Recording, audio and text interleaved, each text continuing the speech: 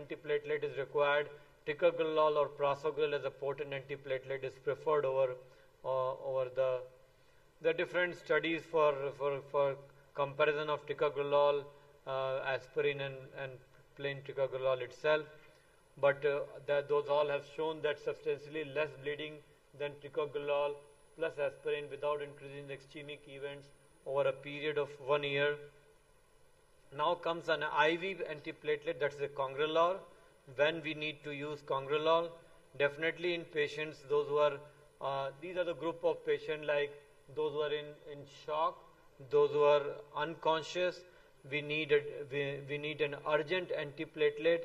Active vomiting is undergoing mechanical ventilation where you cannot give an oral form of therapy, and patient is in acute coronary syndrome, and we need to take them on for acute intervention, cardiogenic shock, delayed bioavailability. Cangrelor is definitely a drug of choice and used in IV drug therapy. It can be shifted over to oral strong antiplatelets. There are a lot of trials with congrelor, and the congrelor dose is 0.7 microgram per kg per minute, and timing of discontinuation of oral P2Y12 inhibitor usually 5 to 7 days. So this is the last slide and the most important slide.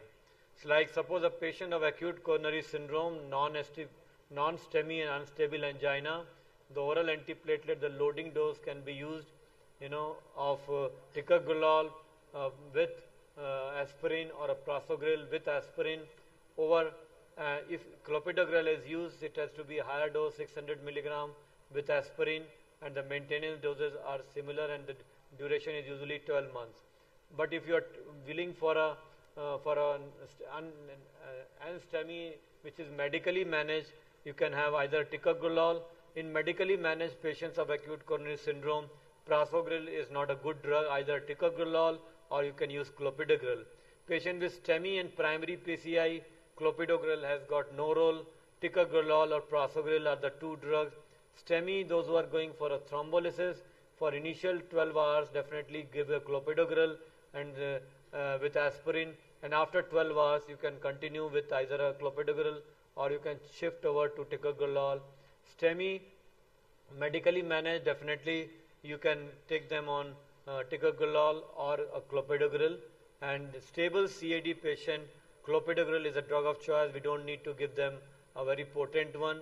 And stable patient, stable CAD who are medically managed, aspirin is good enough to be managed. So that's all for my longer duration of antiplatelet discussion. Definitely over and above aspirin, that's P2Y12 inhibitor, the stronger drugs like prasugrel, ticagrelor, and an IV congrelor. So now the session is up to you. Thanks a lot for your patient hearing in at such a late evening time. Thank you very much. Thank you, sir, for your very informative talk regarding different platelet inhibitors. Now I think we are running we are running late, so we will ask our next speaker, Dr. Akash Singh, to deliver a talk, and the topic is role of different stress tests to predict ischemic heart disease.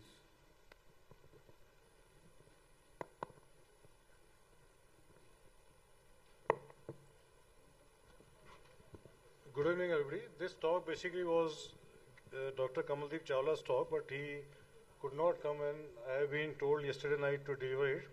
So the talk is on new technology to detect myocardial ischemia. Right.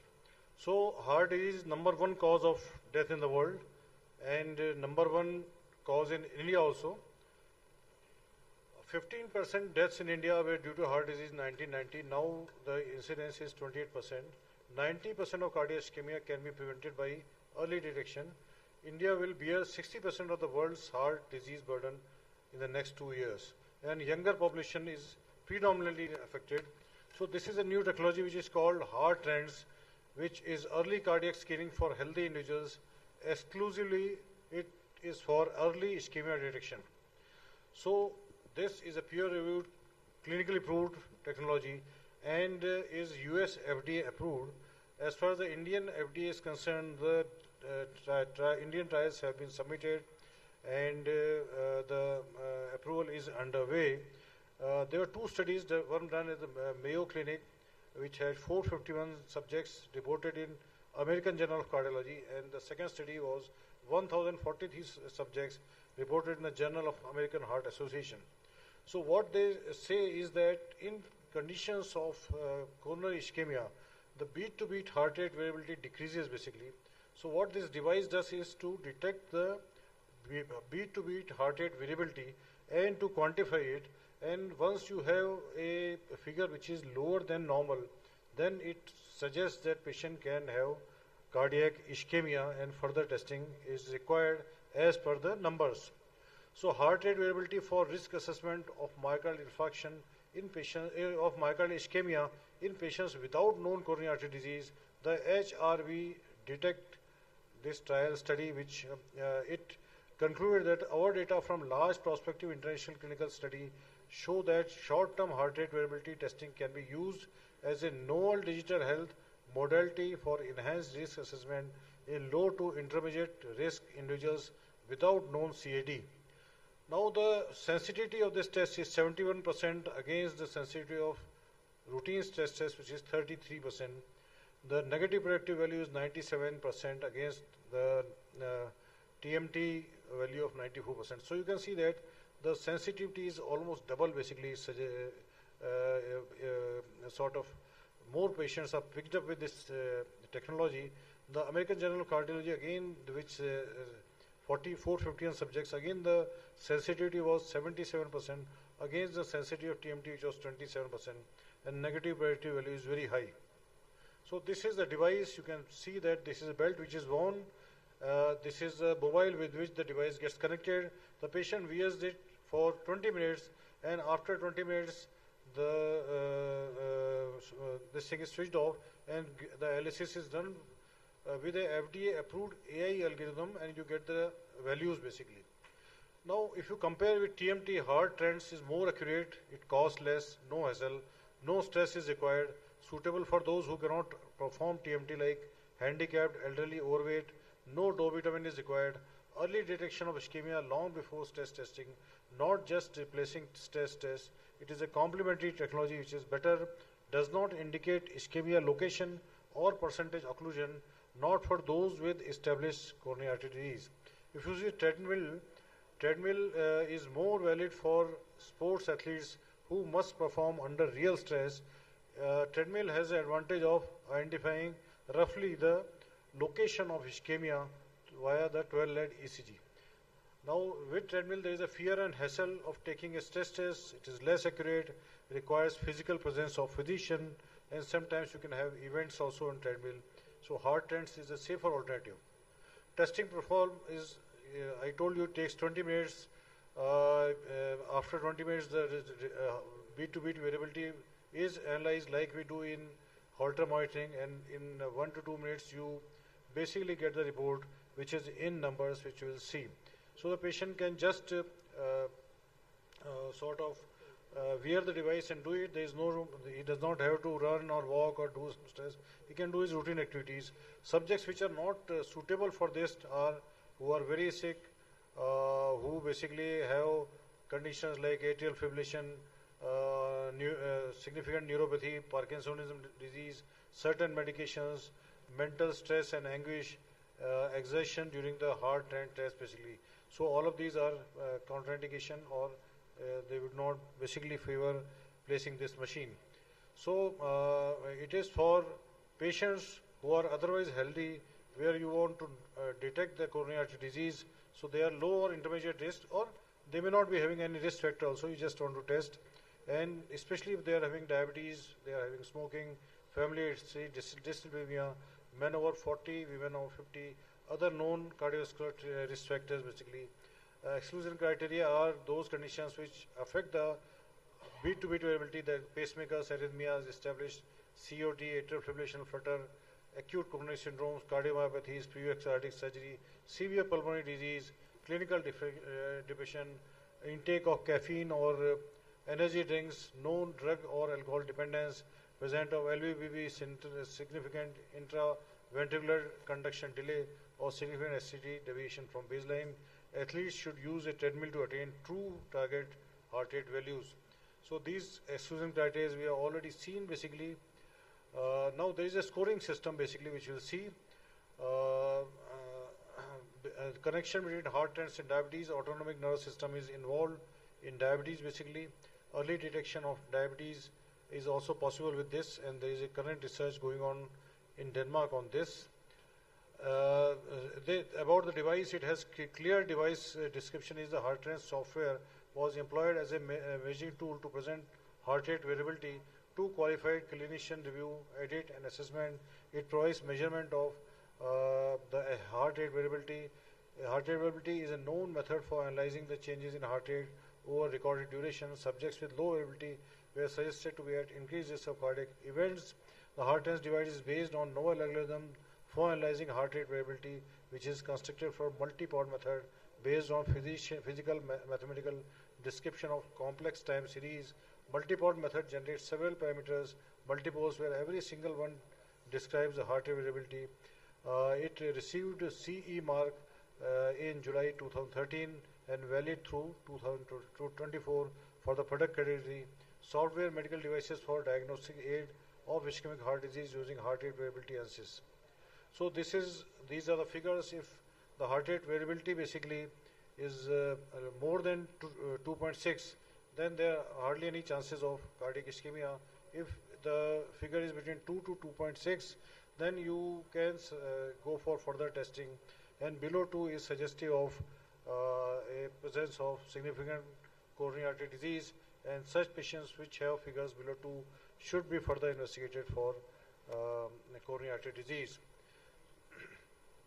So to summarize basically, heart rates at a glance, cardiac screening as a reliable exercise stress testing, wear heart rate recorder for 20 minutes, no stressful maneuver, normal activity, you sit, eat, drink, talk, shop, clinically proven, cloud analysis, instant results, ideal for impaired, elderly, overweight patients, and basically heart rate variability is window to your autonomic nervous system, is associated with coronary artery disease, likely for early detection of myocardial infarction.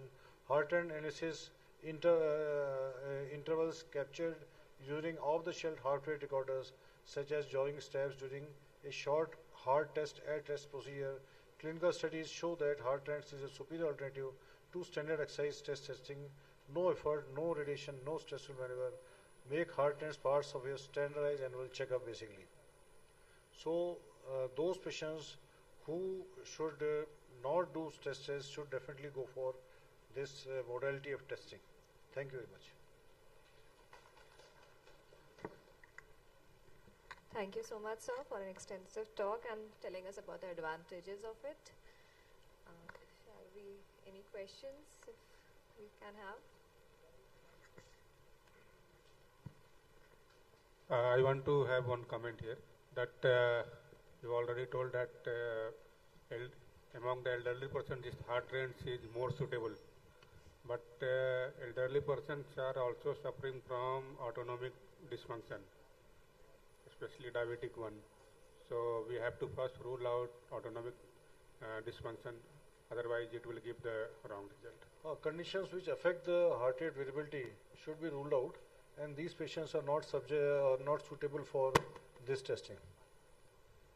This is basically a novel device, and we are the first one from in India basically who has bought this device, and we are presently doing the test for 2,000 rupees, and we will be testing it across India in at least 7 to 8 centers, and we will be producing our results in after suitable testing. Thank you, sir. Thank you for your delivered talk.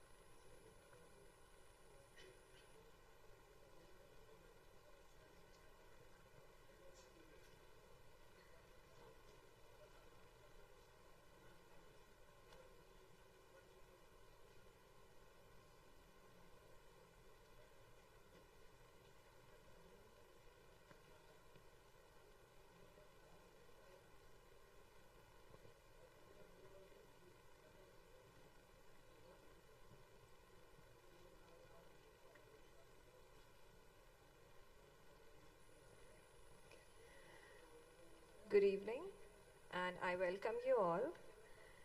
I would like to invite Dr. Sunil K. Jha sir for his talk on recent advancements in atrial fibrillation management. Over to you, sir. Good evening. Good morning from USA. I hope you can see me. A little old-looking face with the gray hairs. I'd like to share my slides before I proceed.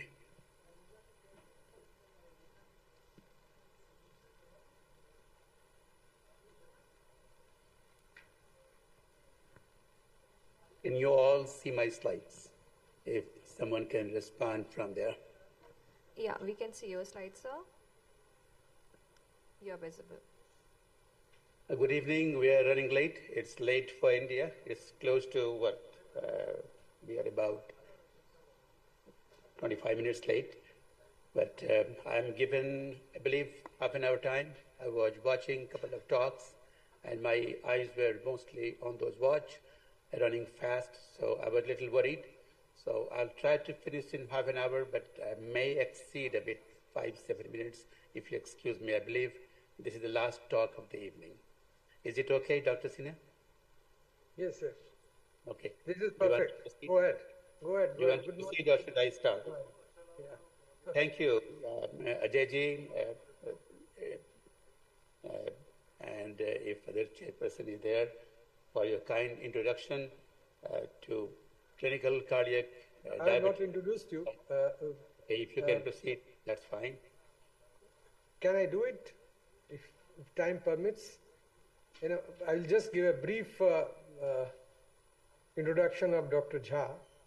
Dr. Jha has been our colleague in Patna Medical College, and he's absolutely son of the soil, and he has gone through a long journey in cardiology, right from Patna Medical College, Darbhanga Medical College, then doing his work in UK, having MRCP, shifted to England, America, where he was in medicine department. He was fellow in medicine, and then he went to fellowship in electrophysiology. Now he is associate professor and master of, I would say, director of electrophysiology at Memphis, Tennessee, and he is an ever rising star in USA as far as electrophysiology is concerned. And I had the opportunity to be with him in the month of March when he did the first pulse field ablation for atrial fibrillation. So that's the short introduction. Nth number of papers, nth number of accolade, but I would not waste your time, and we can take up quick comment from co-chairs if they are there on atrial fibrillation, what he's going to talk. Thank you. Thank you, Dr. Sinha, once again for kind introductions. Good evening, everyone. I hope you all are having fun time at the conference. I must thank Professor Dr. A.N. Rai and esteemed members of the organizing committee for Clinical Cardiac Diabetic Society for inviting me for these presentations.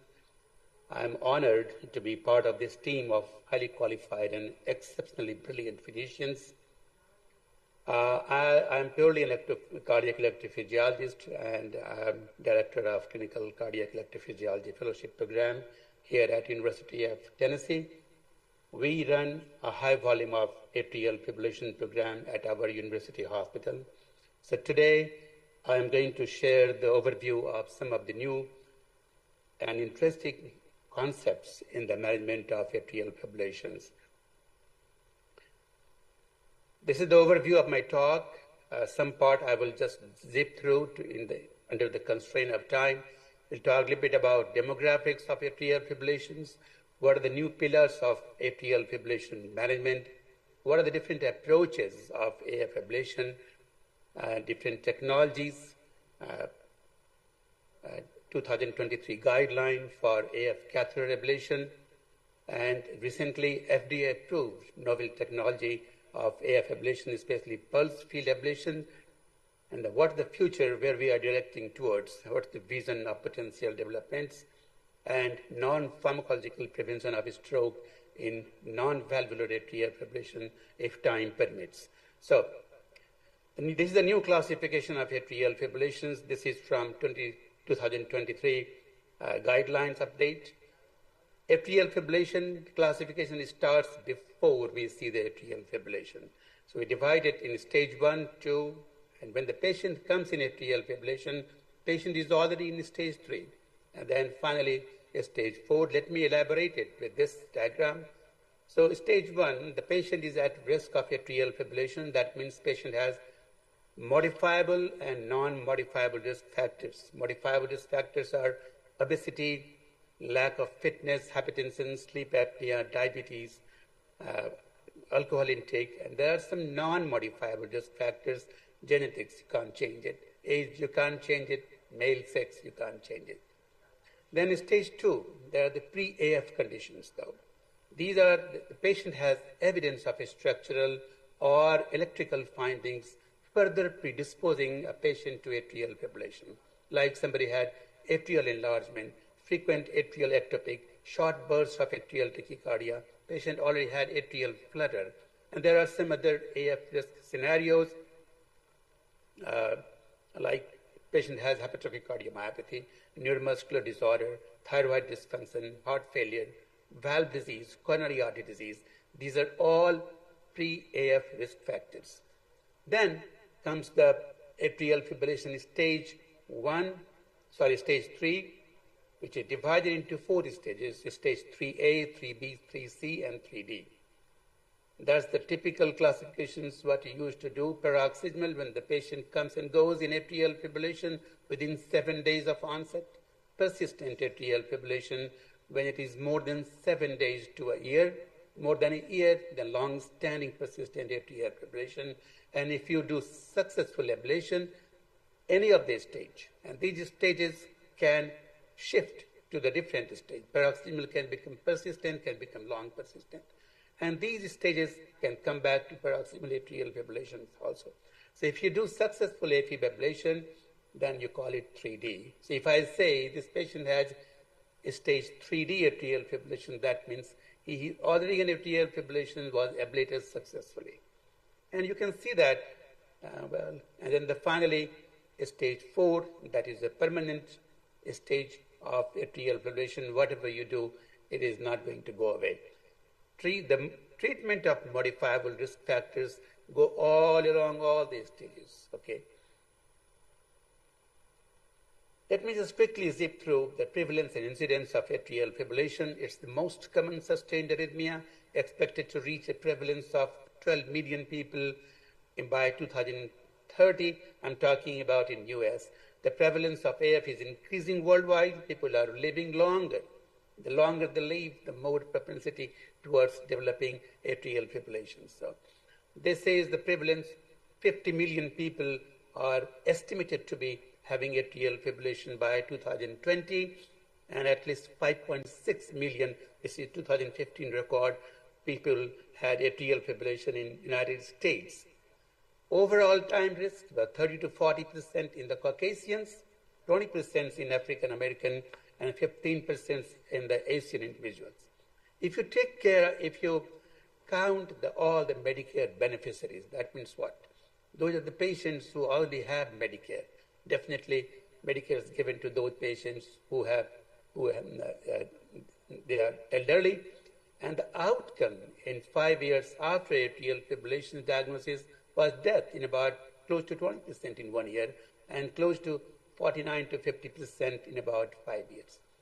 Atrial fibrillation increases the risk of, just 1 second, death, stroke, cognitive impairment, dementia, risk of myocardial infarction, sudden cardiac death, heart failure, chronic kidney disease, and peripheral artery disease.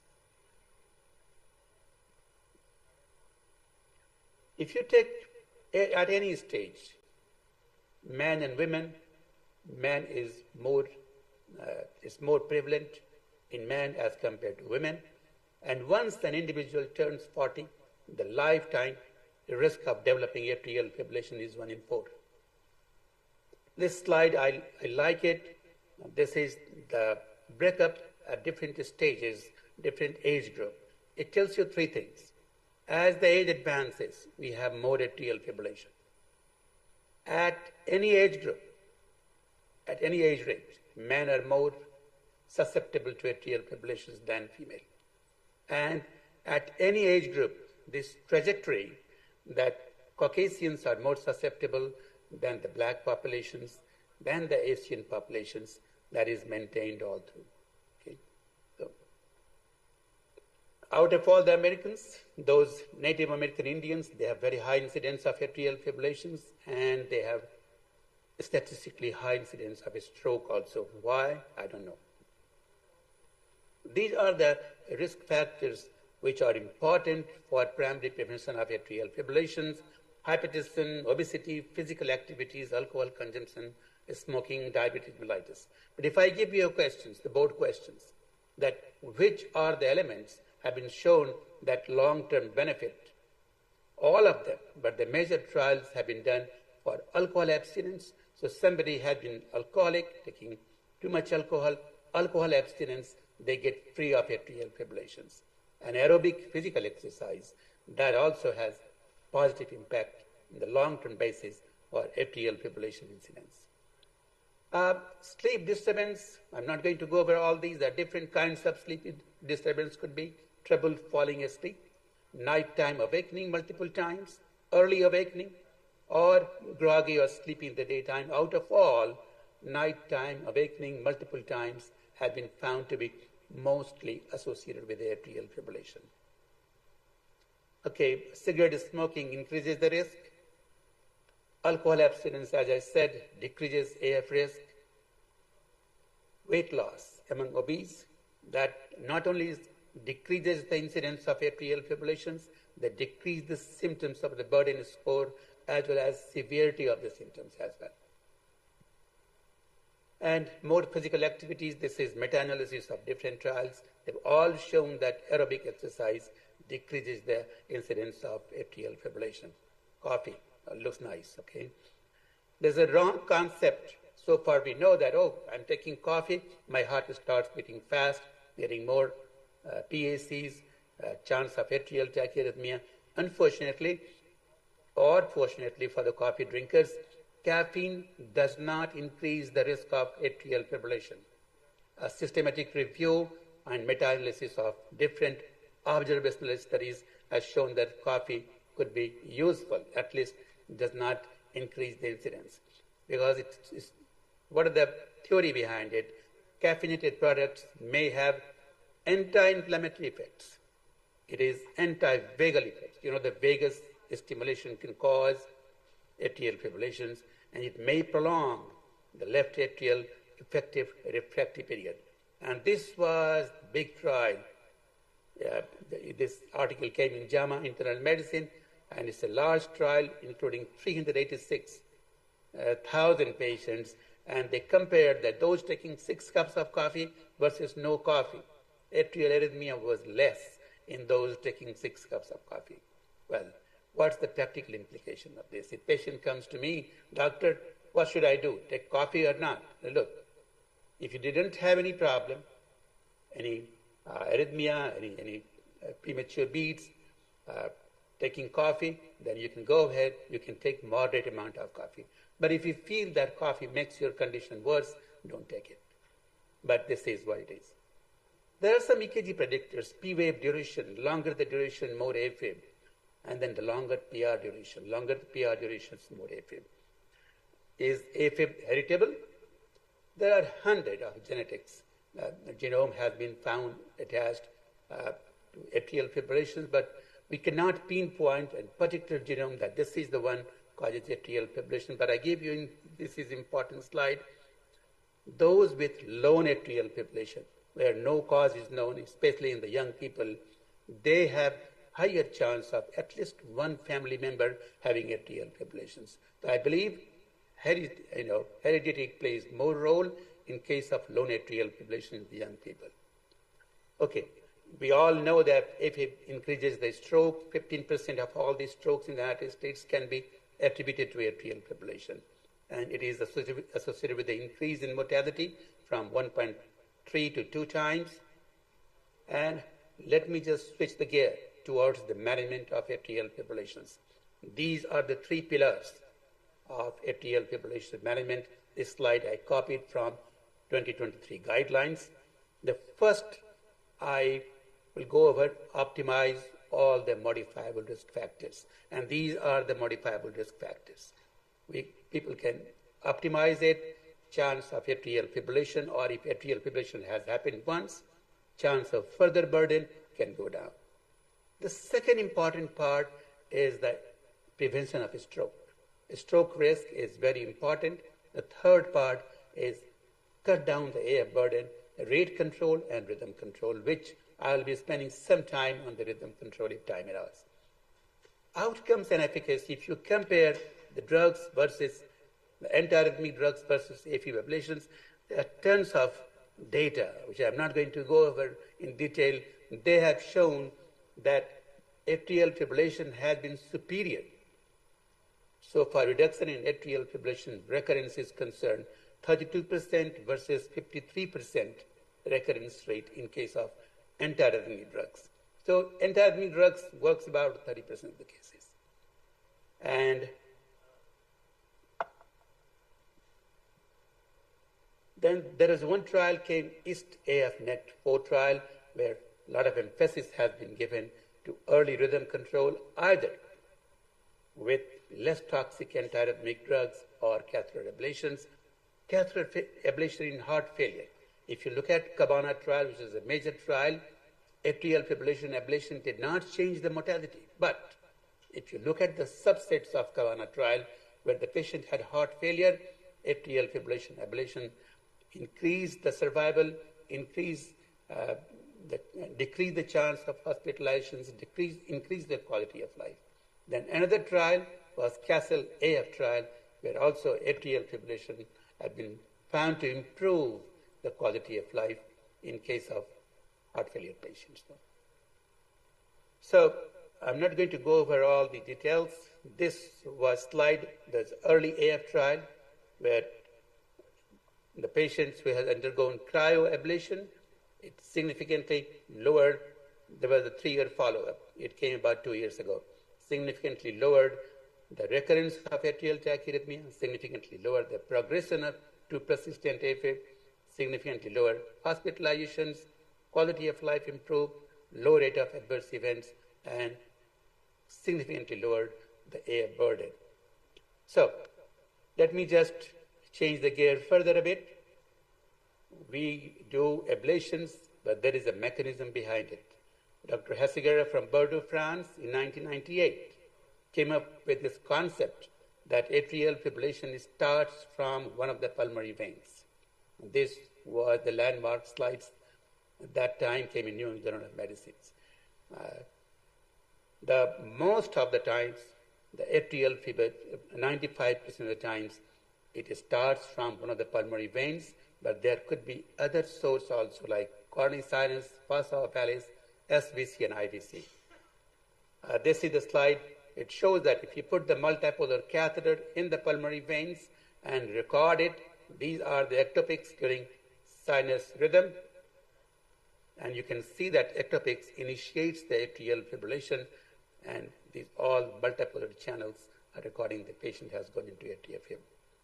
Okay, there are different approaches of AF ablations we follow, but the cornerstone of AFib ablation is pulmonary vein isolation. Okay, people started doing the focal ablation inside the pulmonary vein, but the results were not that high. Only success rate was only 60%, and it could cause pulmonary vein stenosis. People, especially in case of persistent AFib, they try different ways. There is no fixed way. Different people do it different. But whatever way you do, the pulmonary vein isolation is the key. That's the cornerstone. There are different ways of catheter ablation technologies. First, it started with radiofrequency ablation. Then 2011, cryoablation came, and these are the tools we have been using for different kind of ablation techniques. Okay, in case of radiofrequency ablations, you give dot by dot lesions around the pulmonary vein ostium and isolate that. You're recording the signals from inside the pulmonary vein. In case of cryoablations, which came in 2011, we've been using a lot. It's easier. Once the balloon is inflated, it removes heat from the tissue, leads with the wave of hypothermia, ablates at the point of balloon contact, and efficacy was found to be equal to RF ablation. However, I'm not going to go over the details of it. It will take time, guidelines. In the guidelines, early rhythm control has been emphasized. Okay, I will read just 2 or 3 guidelines. In patients with symptomatic atrial fibrillation in whom antiarrhythmic drugs have been ineffective or contraindicated or not tolerated, or patient does not want to take antiarrhythmic drugs, early ablations has class 1 indications. In selected patients, generally younger patients with few comorbidities with symptomatic paroxysmal atrial fibrillation in whom rhythm control is desired, catheter ablation is useful as first-line therapy to improve symptoms and reduce progressing to persistent atrial fibrillation. In patients other than younger people also with few comorbidities with symptomatic paroxysmal or persistent AFib, both, who are being managed with rhythm control strategy, catheter ablation is the first-line therapy, as the first-line therapy can be useful to improve symptoms also. Those with the heart failure, as I mentioned, heart failure, and if you think that patient has tachycardia-induced cardiomyopathy, then early atrial fibrillation ablation also has class 1 indications though. In athletes who develop atrial fibrillation, catheter ablation with PVI, pulmonary vein isolation, is a reasonable strategy for rhythm control because of its effectiveness and low risk of detrimental effect on exercise capacity. You can fix it. Patient can go back to exercise.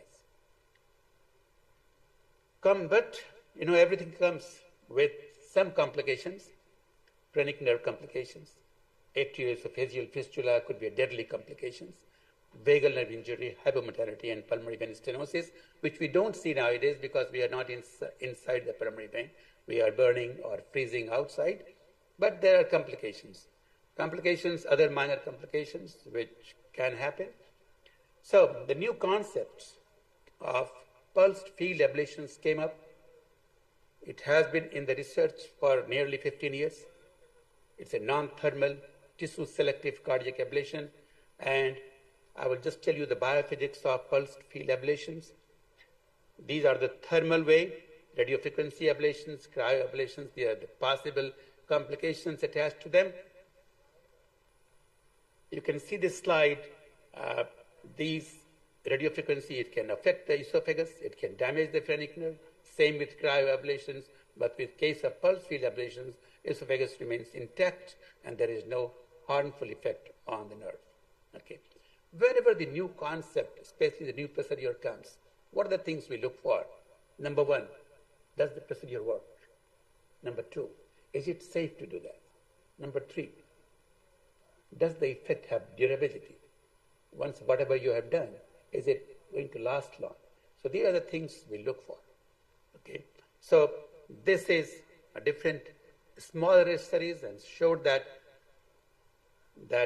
pulse field ablations is a durable, so the effect of pulse field ablation has high durability.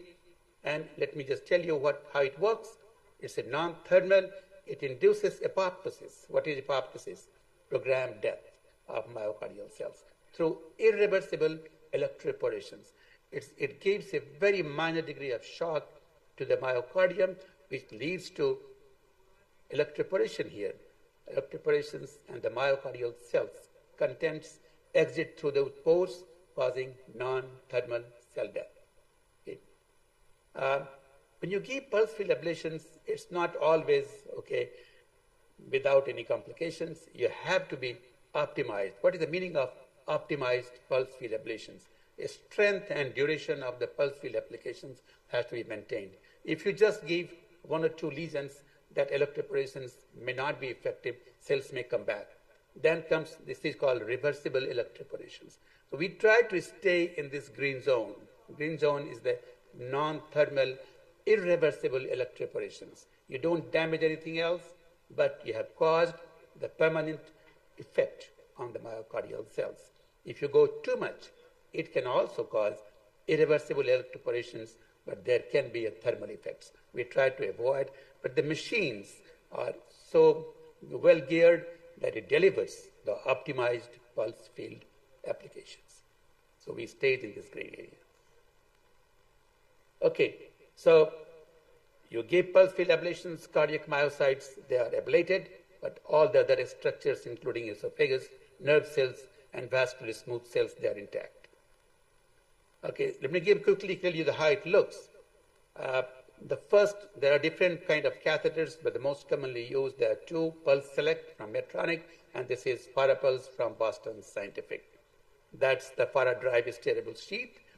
Once you apply the catheter, when you push the catheter, it first takes the basket shape. That's good for the ostial positionings, and it has self-centering capacity. And then you further push it, it takes the flower shape. Each petal of the flower, and then the generator was there.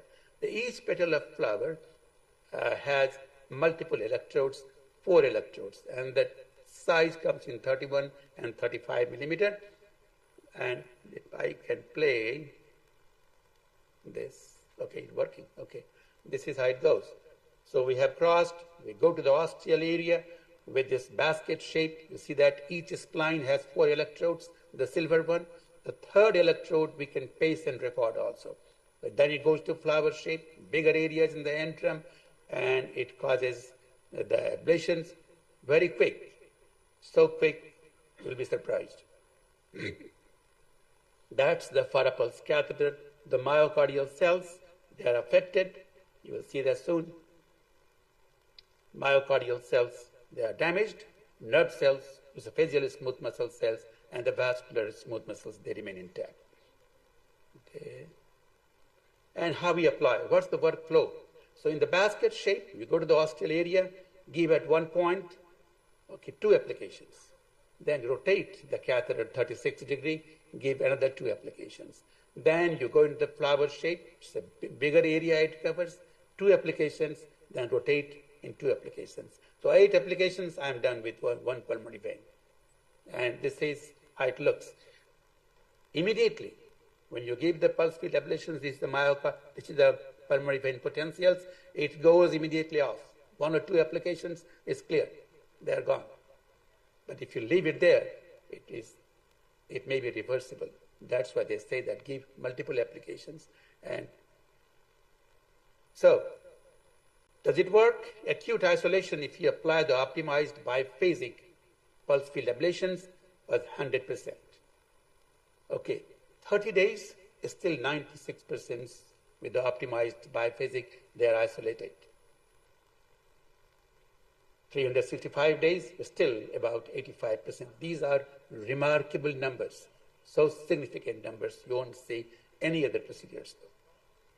Okay. Preclinical data, whenever new thing comes, we put the hypothesis. Then we go to the preclinical trial. Then we go to clinical trial. We look for safety, we look for outcomes, safety, durability, and if you all combine, that becomes the outcomes. That comes on your plate. Preclinical data, I'm not going to spend too much time, mostly done by Dr. Jacob Caroth, is our friend at Mount Sinai. Animal studies, they show that esophagus remain intact. In case of RFA, you can see the ulceration of the esophagus. The lesion is durable. Arterioles and nerves, they remain intact in case of pulse field ablations. Okay, let's talk about clinical data. It has been proven that pulmonary vein stenosis was 0.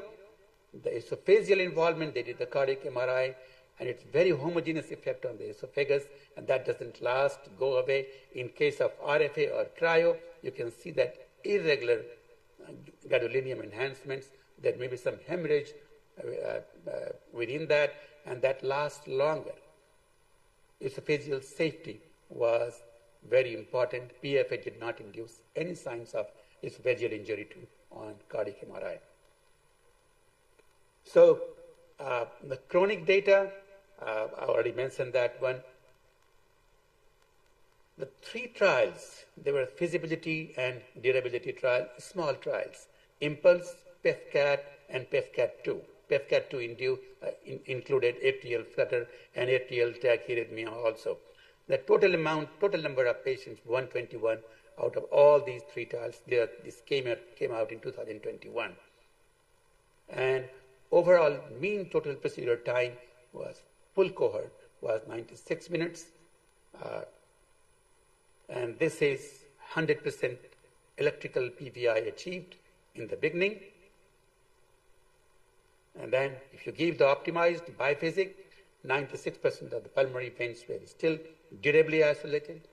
84% of patients, these are pulmonary veins, they all 84% of patients had all 4 pulmonary veins durably isolated. Okay. And then 1 year, freedom from arrhythmia, recurrence improved with the optimized waveform. Freedom from AF was 85%.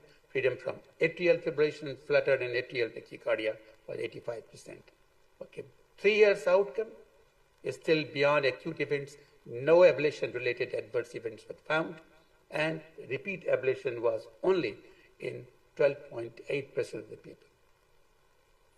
Okay, and then there are the safety data. Esophageal involvement was none. Phrenic nerve involvement was none. No PV stenosis. They did the brain MRI after 3 days of ablations. 16 out of 18 people had no changes. We don't know. We don't do MRI after ablation in each case, but I don't know how many people have changes though. But those 2 of them, one had TIA in the past, one had no symptoms, but MRI evidence of small stroke or maybe TIA. So acute outcomes, does it work? This is the world data. What they did, they included 1,758 patients out of 24 centers in 9 European countries. Did it work? The success rate was almost 100%. Procedure time average was 65 minutes. What about the major complications? 1.6%. In case of minor complications was 3.8%. Any other question? Yes, sir. Am I okay with time-wise? How much I have left? Anyway, if the patient has pacemaker or ICD, pulse field ablation has shown no effect on them. Then similar technologies, called, this is what we do here in our hospital, it's called pulse select catheter. It is a horseshoe shaped catheter with multiple electrodes. And this short animation, if I can show you.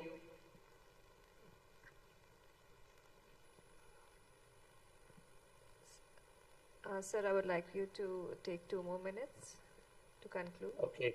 Can I have 5 minutes to finish? Yeah, sir. Continue, sir. Okay. This is how it does.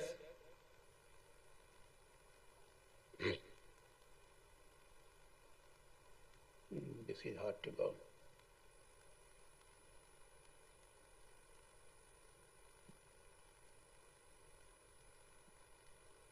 Okay. The 2 important trials came up. One was Pulse Select AF trial by Dr. Atul Verma from Canada and different places in the United States. And that says that pulse field AF ablation demonstrated a low rate of primary safety adverse events and provided effectiveness consistent with established ablation technologies using a novel irreversible electroporation energy to treat patients with atrial fibrillation. And that trial included both proximal as well as persistent atrial fibrillation. And history was created on December 13, 2023. Medtronic created history with FDA approval of this novel pulse field ablation system to treat atrial fibrillations. Immediately, I would say a few months after that, the results of Advent randomization trial, these are the first randomized trials on pulse field ablations came up. included about 350 patients. All of them were paroxysmal atrial fibrillations. Either they went through far pulse field ablations or standard of care, including RF ablations or cryoablations. And I will quickly go over the results of these trials. This is the paper came in New England Journal of Medicine in November 2023, and it was found to be non-inferior to those previous ablation techniques, and the safety data was excellent. And finally, this Farapulse was also FDA approved on January 31, 2024. Okay, so what's the future? I'm almost there. There are different, this is the landscape of different kinds of catheter. We have been using these two mostly.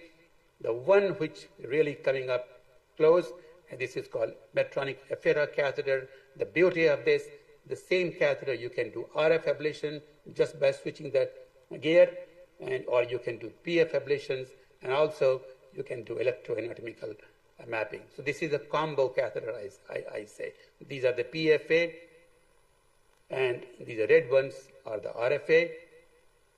And the acute results, this is latest tip trial, has come where they compared only PFA, both anterior and posterior wall, versus combination of radiofrequency ablation and PFA, and the results, acute results, are almost 100%.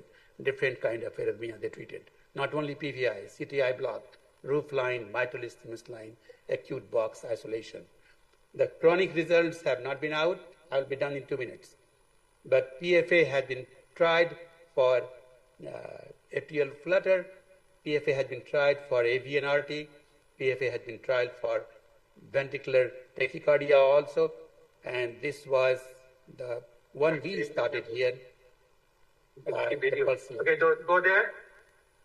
1, 2, don't move. 3, don't move. Last one, don't move. Now you're done. So you saw that how quickly, and this is how it looks inside, and we were very fortunate. You can understand, you can see the gentleman, the chairperson today, was with us that day. We did the first few PFA. Actually, it was first day for me. This is our team at Methodist University Hospital. If I have time, I can show one slide quickly, and then I'll be done. Non-pharmacological stroke prevention in non-valvular atrial fibrillations. This is the timeline.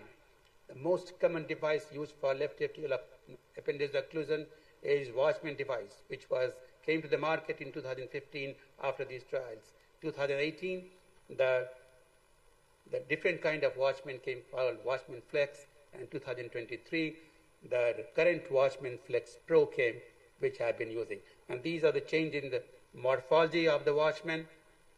This was a single row anchors, open ends. Chance of injury to the appendage was high. They have folded it. This was and Watchman Flex. And now, if I can show you this is the last slide of mine. I took it from Boston Scientific. Just bear with me for a couple of minutes. This is how the Watchman Flex Pro looks. It has 3 changes as compared to the Watchman Flex. They make a particular hemocoat that makes the surface very smooth. The chance of device-related thrombus becomes less. They also put 3 markers, and it comes up to 40 millimeter size. Even if the left atrial appendage is too big, it has it allows compressibility up to 30%. And that coating promotes faster, more controlled healing and optimizes the therapy. So this is how it's done. So we go through the femoral vein axis.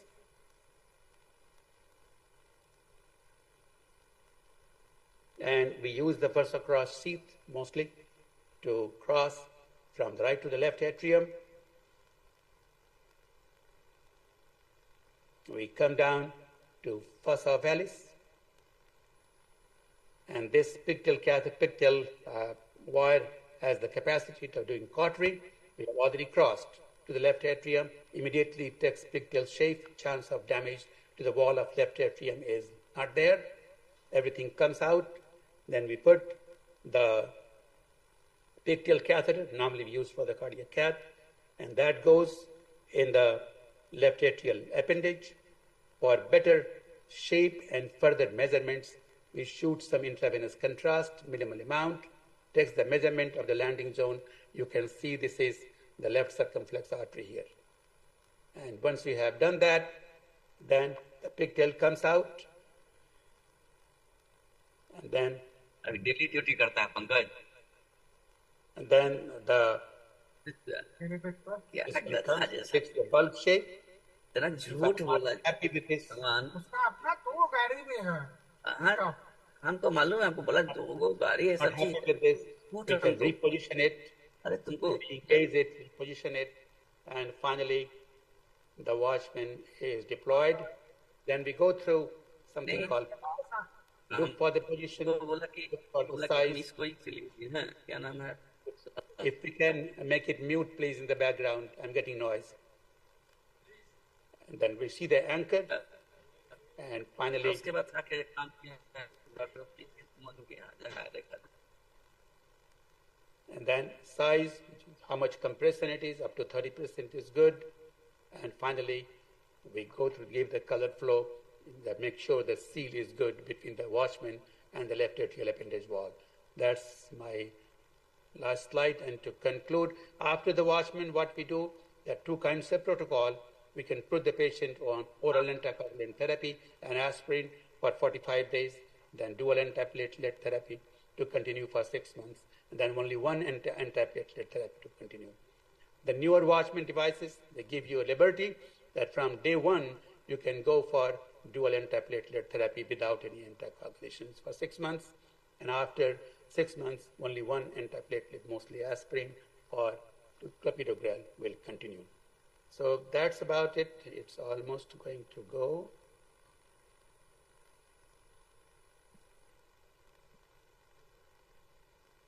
Oh dear me.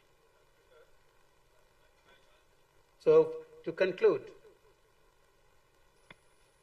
the field of cardiac electrophysiology has shown a constant and dynamic growth. Risk factor modification is extremely important for the prevention of AF and its complications. Pulse field ablation allows rapid and durable isolation of pulmonary veins, as well as other structures like left atrial posterior wall, or CTI, and mitral isthmus ablations can be done. Multiple studies demonstrated an excellent safety profile of pulse field ablation. It's a paradigm-shifting energy source that has the potential to significantly transform the field of AF ablation. I would say it is already significantly transforming the field of AF ablation. The approval of PFA system marks an important milestone for the treatment of millions of people living with paroxysmal and persistent atrial fibrillation. Left atrial appendage occlusive devices provide adequate alternative option for stroke prevention in patients with non-valvular atrial fibrillation. And with that, I would say thank you. And for those who are younger than me, most of you are younger than me, I would say. Thank you, sir. Thanks for your very informative talk. Thank you. Thank you for your attention. And thank you, Ajay, sir, for moderating the session. Now I will, Dr. A.N. Rai, sir, will say something. Dr. Ajay and Yes, Dr. Jha, I Yes, really sir. Thank you. I really thank you and congratulate for excellent presentation. Pulse field ablation, I think is going to be revolutionized. And the last slide I have seen Ajay also. I think Dr. Jha, when Jha was doing the procedure, Ajay was there. So I was very fortunate to have him that day. He came to our lab, and the first 2 cases of pulse field ablations we did with Dr. Ajay Singh. So after your excellent talk, talk, 40 things done. after your excellent talk, I am going to announce one more thing. You have been awarded honorary fellowship of Indian College of Cardiometabolic Diseases, and your presentation it will be given.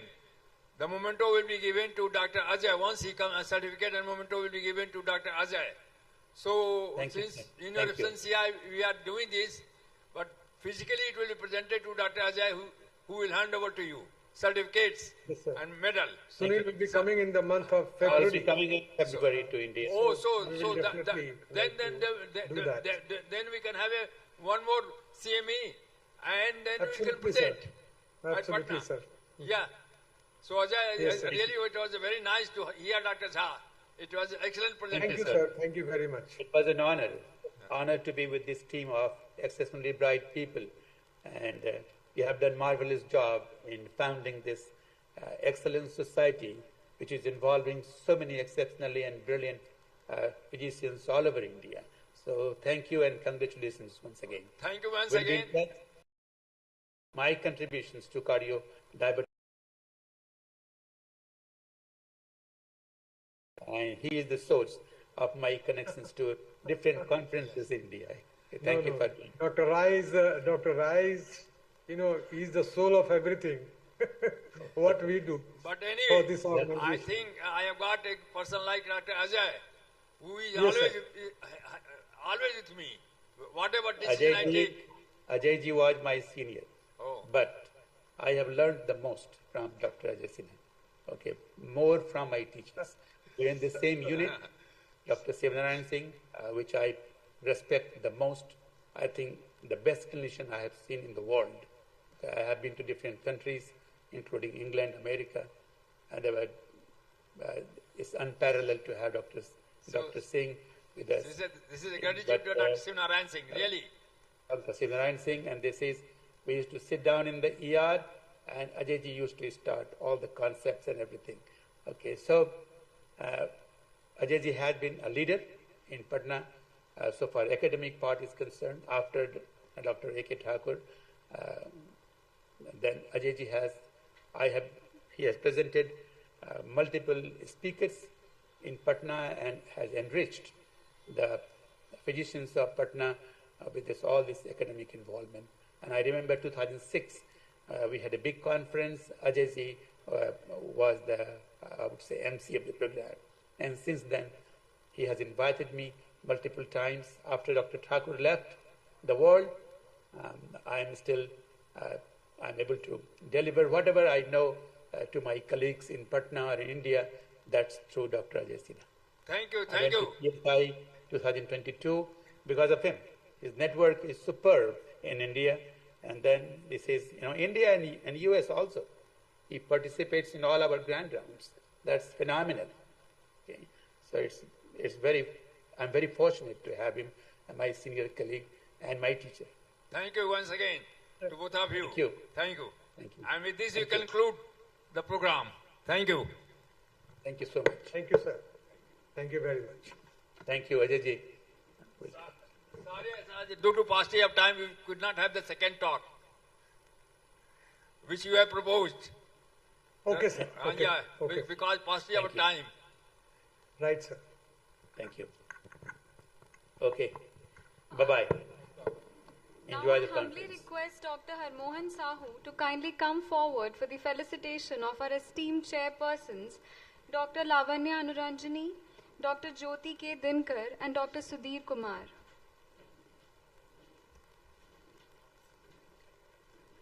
Dr. Lavanya Anuranjani.